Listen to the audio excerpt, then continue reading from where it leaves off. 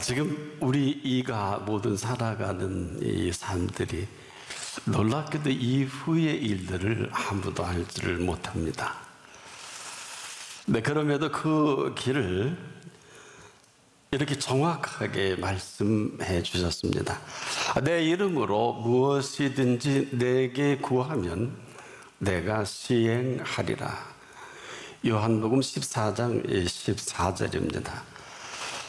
이 시간이 그 이름으로 저나 여러분을 살아가게 또 다른 하나의 이 생명길을 허락해 놓으신 것입니다. 이것은 놀랍게도 예수님이 먼저 사셨어요. 그 사신 생명의 그 길입니다. 때문에 예수님의 이름으로 살아가게 하시는 이 생명길이다. 그리고 친히 예수님께서 이 땅에서 살아가신 이 생명길이기도 합니다. 그래서 이것을 우리가 예수 그리스도께서 친히 사신 영원한 생명에 살아가는 그 길이다, 이렇게 얘기할 수 있겠습니다. 바로 예수께서 이 땅에 오셔서 살아가신 이 생명길, 또 이 길을 본인만 가신 게 아니라 저나 여러분을 위해서 활짝 열어놓으셨다는 것입니다. 이 이야기는 예수님이 사셨기 때문에 우리도 이렇게 살 수가 있습니다. 친히 예수님이 사신 이 생명으로 우리가 살 수 있도록 그 길을 아주 활짝 열어놓으신 그 길이기도 합니다. 예수님이 사셨기에 우리도 살 수 있게 하신 그 길입니다.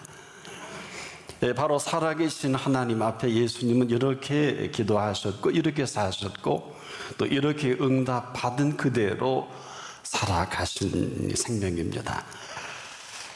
놀랍게도 이 땅을 살면서 바로 예수 그리스도의 생명으로 살아가게 하셨다. 이것은 놀라운 일이 아닐 수가 없습니다. 그것도 영원한 생명으로 살아가게 하신 영원한 생명의 매뉴얼입니다. 그리고 그 실체를 친히 살아 보여주셨어요. 그래서 우리에게 아무것도 염려하지 말라, 이렇게 말씀하신 이유입니다. 아무거나 염려하고 살아가지 않겠습니까? 그런데도 예수께서는 아무것도 염려하지 않고 살아가신 그 길입니다. 한 통계에 의하면 우리는 지금 96%의 쓸데없는 걱정으로 걱정을 한다 합니다. 절대 발생하지도 않을 이 사건에 대한 걱정이 무려 40%나 됩니다. 또 이미 일어난 사건에 대한 걱정이 30%입니다. 별로 신경 쓸 일이 아닌 것에 대한 걱정 22%. 또 우리가 어떻게 아무리 걱정을 해도 바꿀 수 없는 사건에 대한 걱정이 4%, 무려 96%나 됩니다. 결국 이 96%의 쓸데없는 걱정으로 아마 일생을 걱정하다 끝나는 게 인생이 아니냐. 그런데 이 나머지 4% 바꿀 수 있는 걱정입니다. 100시간 중에 한 4시간 정도 되는데 25시간을 볼 때 1시간, 즉 하루 24시간 중 하루 1시간 정도 되겠죠. 이건 우리가 바꿀 수 있는 이런 시간이요, 이런 내용들입니다. 그래서 이 바꿀 수 있는 분 앞에 오늘 우리가 바꿀 수 없는 이 엄청난 숙제를 풀 수 있다는 것은 놀라운 일입니다. 또 그 길을 우리에게 열어주신 이 비밀이기도 합니다. 자, 여러분이 하루를 아십니까? 우리에게 하루는 하루가 하루가 아닌 일생을 열어가는 하루입니다. 때문에 하루는 일생의 그 시작과 마감입니다. 우리가 사람이 태어나서 한 번밖에 허락되지 않는 생명을 일생이라고 합니다. 그리고 사람이 태어나서 죽을 때까지 이것을 사전적 개념으로 일생이다, 이렇게 표시를 하고 있습니다. 오직 한 번 생명은 허락된 생명이다. 그런데 이 오직 한 번의 생명의 매뉴얼을 아무도 알지 못합니다. 그리고 아무도 가르쳐 줄 수 없습니다. 그런데 이 생명 매뉴얼을 우리에게 가르쳐 주신 이 매뉴얼을 영원한 생명 매뉴얼이다. 예수께서 하나님의 아들 그리스도이심을 믿게 하려 하며 또 너희로 믿고 그 이름을 힘입어 생명을 얻게 하려 함이라. 요한복음 20장 30절로 31절에 아주 중요한 핵심 키워드를 우리에게 말씀해 주셨습니다. 바로 예수께서 하나님의 아들이심을 믿는 그 사실이 사실이냐? 사실이라면 그 이름을 힘입어서 살 수 있는 이 생명의 신비를 활짝 열어놓으신 것입니다.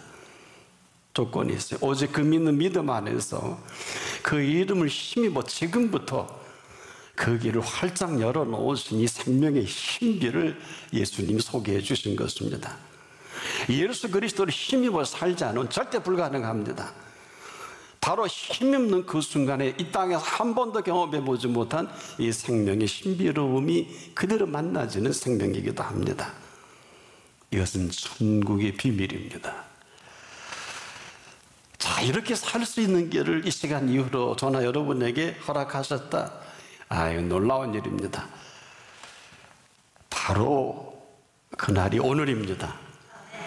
오늘 영원한 생명의 매뉴얼로 우리를 불러주신 시간이고 조건이 있어요. 먼저 아무것도 염려하지 말아야 합니다. 그래서 제일 중요한 것은 그 앞에 서는 자만 아무것도 염려하지 말고 하신 이 사실입니다. 왜 그런 줄 아십니까? 사실 이 모든 삶은 지어놓으신 것을 우리가 살아갑니다.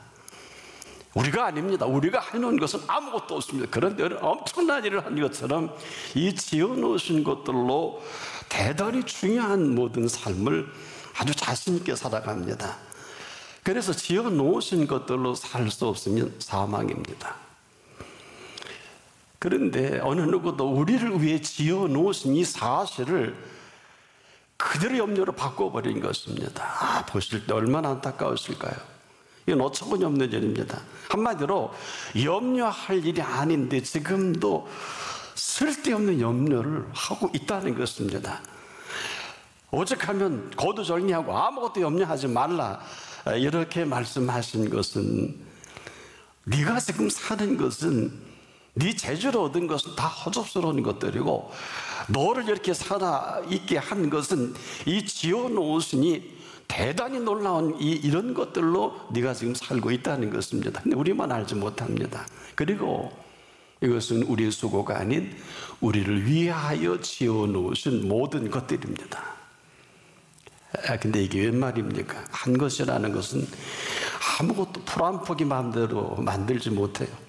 나무 하나 아름다운 산천초목, 아름다운 푸른 하늘까지 우리는 그렇게 맨날 보고 좋다고 하는데 우리의 작품이 아닙니다. 할 수도 없습니다. 근데 우리는 온통 이 계달한 것들에 대해서는 감동이 없이 오직 내 욕망과 이기에 내 욕심에 염려스러워하고 고통스러워한다는 것이 이 보시는 분이 보실 때 얼마나 딱하겠습니까? 자, 그럴 이유가 없거든요. 그래서 예수님이 친히 하신 말씀이 이렇습니다. 너희가 어찌 의복을 위하여 염려하느냐? 들의 백합화가 어떻게 자라는가 생각하여 보라.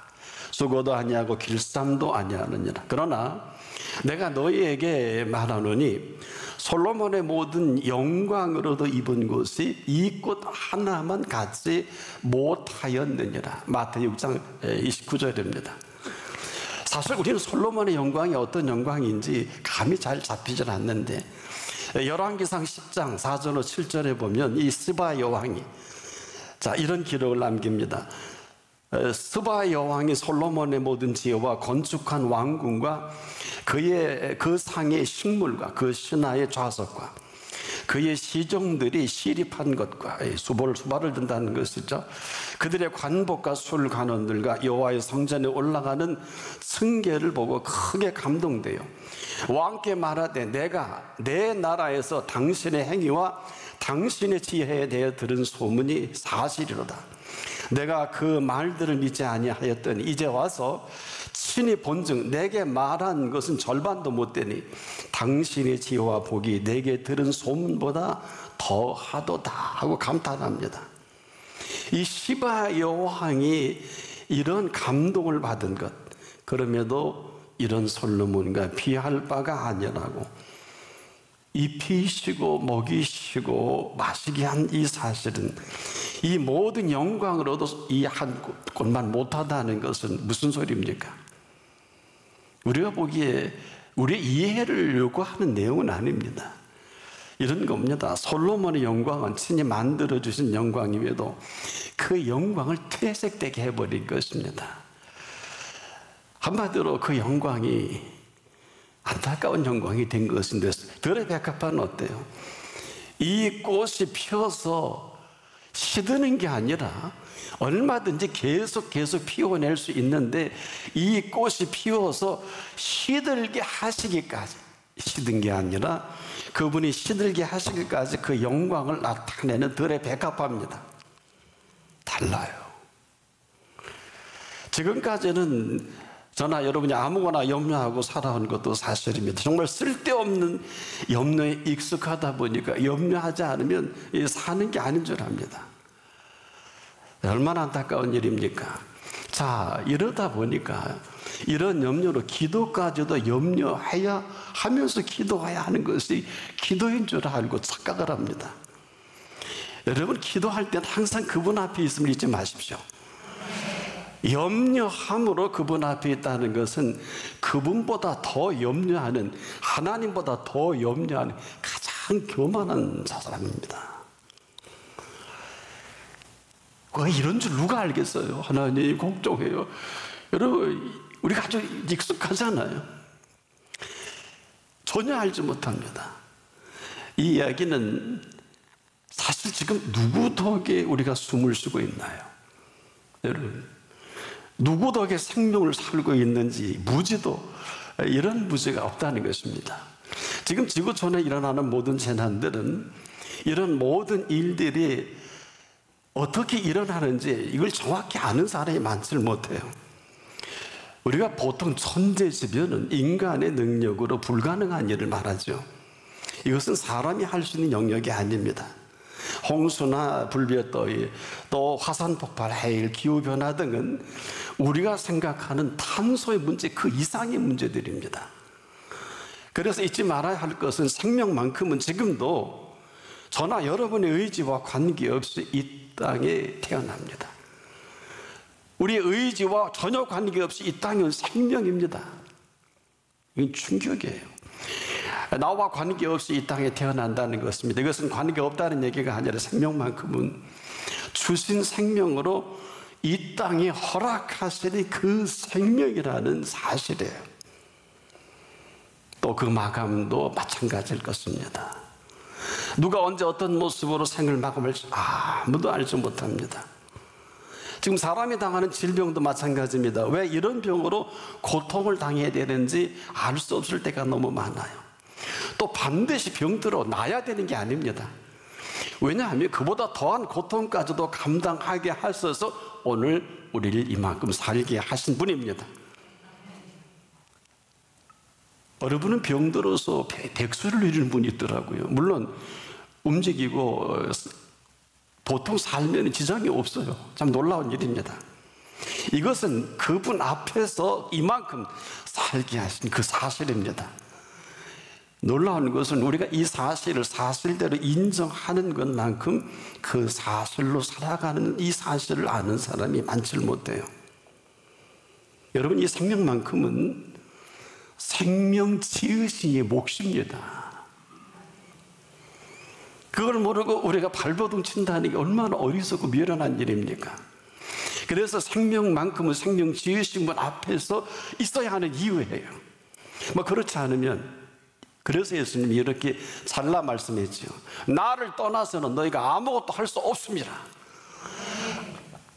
얼마나 이 말을 알아들을 수 있을까요? 그래서 생명만큼은 지금도 생명 지으신 분 앞에서 정중히 우리가 묻고 그 매뉴얼을 들어야 합니다.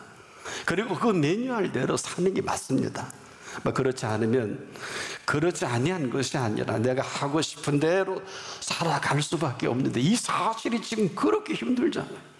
한순간도 돈 걱정해서, 먹을 걱정해서, 건강 걱정해서 내일에 대해 자유롭지 못하지 않습니까? 자, 이걸 누가 대신해 줄 수 있겠습니까? 이런 거예요. 내 마음이 지금 참 기쁜데 이건 내가 기쁜 것이지 그 누구도 아닙니다. 지금 내 마음이 참 아플 때 내 마음이 아픈 거지 네 마음이 아픈 게 아니라는 거지. 지금 우리가 위로를 받아야 하는 사람은 어느 누구도의 위로가 되질 않습니다. 이걸 아셔야 합니다. 참된 위로는 이 땅에는 없어요. 위로부터 위로해 주셔야 합니다. 바로 위로는 어디부터 시작됩니까? 우리 마음으로부터 우리가 생기는 이 옷은 특별한 경우에 같은 마음으로 갑옷을 삼는 경우에는 예외가 있어요. 이것은 주신 마음이요 주신 위로입니다. 그래서 이 마음만큼은 마음 지으신 분이 아니면 아무 소용이 없어요. 그래서 온 천하를 얻고도 이런 표현 하신 것은 바로 그 부분입니다. 네 목숨 무슨 소용이 있겠냐. 마찬가지로 이 생명은 생명 지으신 이가 아니면 생명만큼은 절대로 생명답게 살 수가 없어요. 그래서 거두절미하고 아무것도 염려하지 말라 하신 것은 그 다음이 중요합니다. 오직 모든 일에 기도와 간구로 너희 구할 것을, 그 다음이 대단히 심각합니다. 감사함으로 하나님께 아뢰라. 누구나 다 하나님께 아뢰일 줄은 아는데 감사함으로 하나님께 아뢰라 하신 이 오직 기도와 간구는 우리가 지금 기도하는데 어때요? 원망과 슬픔으로 엉뚱한 이야기만 합니다. 왜 너희 구할 것을 감사함으로 하나님께 아뢰라고 하셨을까요? 그럼에도 불구하고 만약에 이렇게 기도하지 않으면 모든 사실들이 가리워져서 원망이 나와요. 불평이 나와요. 이스라엘이 40년 동안 했던 그 흐름이 또 나옵니다. 우리 속에. 지금도 앉으면 한심하지 않아요? 지금도 앉으면 원망만 나오지 않습니까? 절대로 해서는 안 될 모습입니다. 그래서 오직이라는 단어 쓰고 오직 기도와 간구로 이것은 다른 선택의 여지가 내게는 없다는 것입니다. 근데 우리는 기도하면서 자꾸 다른 방편을 구하지 않습니까? 기도하다 안 되면 다른 방법을 구하러 삼지사방에 다니지 않습니까? 아닙니다. 오직 기도와 간구입니다. 왜 그럴까요? 먼저 아신 사실입니다. 우리의 모든 상황을 저보다, 여러분보다 더 먼저 아시고 계십니다. 그런데 이 모든 것들이 먼저 아심에도 구하기 전엔 절대로 주시질 않습니다. 그런데요, 놀라운 것은 정말 참으로 필요한 모든 것들은 다 주신 걸 아십니까? 그래서 아무것도 염려하지 말라. 정말 필요한 것들은 모든 것들을 주셨는데 이것을 거부하는 게 불신입니다. 이것은 돈으로도 살 수 없고 그 어떤 것으로 그 값을 대신할 수 없는 것들인데 다 주셔서 이만큼 살고 있는데 우리가 워낙 무지하다 보니까 그저 염려, 걱정, 근심으로 대신합니다. 이거 염려, 걱정할 일이 아니거든요. 우리가 걱정이라는 게 뭘까요? 걱정은 걱정해야 되는 줄 압니다. 근심 또한 이게 근심할 일이 아닌데, 자, 한 가지만 아주 분명한 예를 제가 하나만 들어보겠습니다. 여러분, 자식 걱정입니다. 여기 우리 자녀들이 많이 있습니다만은 자녀는 걱정해서 살아갈 자녀가 아니라 자녀는 지금 옆에 있는 이 사실 하나만으로도 축제할 일입니다. 염려와 걱정과 근심할 일이 절대 아니라는 거예요. 그렇게 합니까? 놀라운 것은 염려와 걱정과 근심으로 자녀는 절대로 자녀다워지진 않아요. 자녀는 걱정할 대상이 아니라 사랑할 대상입니다. 인격적으로 사랑해 주십시오. 내 자녀이기 때문에 사랑하는 큰일 납니다. 이기주의입니다. 인격적으로 자녀를 사랑해 주셔야 하는 이유는 자녀는 온갖 선물 중에 가장 위대한 선물 중에 선물입니다. 이것은 주신 분 앞에서 정중하게 이 사실을 인정하라는 것입니다. 그래서 성경은 시편 127편 3절에 자식은 여호와의 주신 기업이요 태 열매는 그의 상급이라. 놀라운 기업이요 동시에 믿음의 기업이거든요. 그분의 상이 대단한 상이기도 합니다. 잘 기울여 보세요. 자녀는요 태어나면서 부모 곁을 떠나기까지 사랑의 완성으로 부모 곁을 떠나보내는 게 맞습니다. 왜냐? 그가 떠나서 이 사랑이 이루어진 사실로 그가 남은 생명의 신비로 살아갈 삶이에요. 오늘과 같은 이 사랑의 부재 시대가 어디 있겠습니까? 해 아래 어느 곳에서도 그 사랑을 받을 것이 없고 채울 것도 없는데, 안타까운 것은 어긋난 사랑으로 만난 두 사람 부부가 불행한 것입니다. 그래서 자식이 불행한 거예요. 다른 게 아닙니다. 사랑받지 못한 사랑을 해줄 사랑이 있나요? 피자가 마찬가지입니다. 지금도 우리는 자기가 하고 싶은 대로 해주는 사랑이 사랑인 줄 아는데 가장 불행한 사랑입니다. 그래서 우리는 어려서부터 주신 선물을 첫째 마음껏 놀게 합니다. 마음껏 사랑하고 그 사랑받은 자녀는 이 사랑받은 것만큼 사랑할 줄 아는 아주 행복한 삶을 배워가는 것입니다. 삶은 행복한 것이구나. 아이들이 행복해야 돼요. 지금이라도 늦지 않았습니다. 이걸 모르고 여러분 우리가 생을 마감할 뻔하지 않겠습니까? 이런 거에 저나 여러분이나 내가 받은 사랑만큼 사랑을 할 수가 있어요. 그래서 내가 받은 사랑만큼 해줄 사랑이 있어야 합니다. 사실 이 사실 때문에 예수님이 이 땅에 오신 걸 아십니까? 오늘 이 생명만큼은 이 사랑으로 가득 채워지는 영원한 생명입니다. 또 한 가지 대단히 중요한 이 절대적인 한 가지를 말씀드릴게요. 여러분, 이 자녀들 얼마나 잘 태어났습니까? 근데 그 감동하는 사람 없어요. 낳았을 때만 좋아요. 무슨 얘기인 줄 아십니까? 이처럼 아름다운 생명의 창조에 대한 우리들의 반응입니다. 사람은 누구나 태어날 때 두 가지를 갖고 태어납니다. 하나는 창조주께서 재능을 주시고 또 하나는 성품입니다. 이 재능과 성품은 나름 다 쓸모가 있게 태어나게 하신 거예요. 부모가 아는 것만 빼놓고 말이에요. 다 대단한 재능과 성품을 주셨는데 아주 잘난 부모가 다 막아버렸습니다. 이것을 준비 안 된 부모가 그 재능과 성품이 마음에 들 리가 없지요. 자기처럼 생각합니다. 그래서 우리에게 모든 지각에 뛰어난 하나님의 평강이라 하신 것입니다. 지금도 모든 지각에 뛰어난 하나님의 평강이 그리스도 예수 안에서 저나 여러분의 마음과 생각을 지키셔야 합니다. 그렇지 않은 건 전부 다 아무것도 아닙니다. 문제는 우리 마음과 생각입니다. 누가 우리의 마음과 생각이 병들어 있음을 알 수나 있을까요?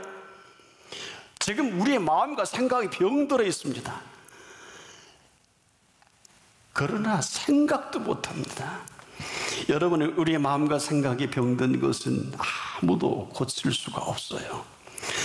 정신의학자라 할지라도 이 마음에 병든 사실만큼은 증상은 감지가 가능합니다. 근데 그 다음이에요.